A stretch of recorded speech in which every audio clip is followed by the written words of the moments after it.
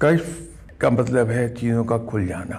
تو جب انسان اللہ تعالیٰ کی اطاعت اور بندگی بھرپور طریقے سے کر رہا ہوتا ہے تو رب تعالیٰ اس سے خوش ہو کے اس کو اعلیٰ درجے کی فراست عطا فرماتا ہے. اور وہ فراست جو ہے وہ اتنی اعلیٰ درجے کی ہوتی ہے کہ وہ آدمی آپ کو وقت سے پہلے بہت سی باتیں کہنی شروع کر دے گا. وہ اچھی باتیں بھی بتا سکتا ہے, بری باتیں بھی بتا سکتا ہے. میں زندگی میں ایک آدمی ایسی انسان سے ملا جو ریٹائرڈ ایئر فورس آفیسر, میری سب میں چھوٹی بیٹی کے سسر کے بھائی, سگے بھائی. تو ان دنوں میں کراچی آفس میں بیٹھ رہا تھا, ہیڈ آفس میں, تو وہیں گھر تھا میرا.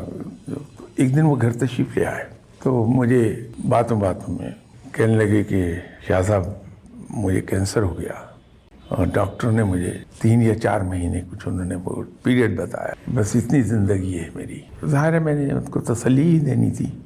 ایک دن آئے, کہاں سے آ رہے ہیں آپ؟ کہنے لگے ایک تو میں گولف کھیل کے آ رہا ہوں, دوسرا اب میرے پاس ٹائم نہیں, آج شام تک کا ہی ٹائم ہے میرے پاس, تو اس کے بعد دنیا سے چلا جاؤں گا, تو میں اپنے پیٹرول پمپس وغیرہ کا حساب کر کے آیا ہوں. تو میں نے ان سے کہا کہ دیکھیے زندگی تو سوائے رب کے کسی کو نہیں پتا کہ کتنی ہے. کہنے لگے بالکل صحیح کہہ رہے ہیں, لیکن میں آپ سے کہہ رہا ہوں کہ میرے پاس اب آج شام تک کا وقت ہے, اس کے بعد نہیں ہوں گا. میں شام کو اطلاع آ گئی کہ انتقال ہو گیا.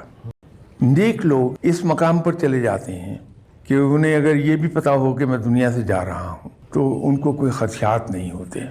بڑے تحمل سے, بڑی پیار سے اپنی موت کا ذکر بھی اتنے ہی روٹین میں کر رہے ہوتے ہیں جتنے کسی تفریح کا ذکر کرتے ہیں. تو جو آدمی اس مقام پر چلا گیا ہے نیکی اور بندگی ہے, تو اس کو تو ایسی خدشات اور وسوسے ہوں گے ہی نہیں کبھی, کیونکہ وہ تو اپنے رب کا ہو گیا ہے.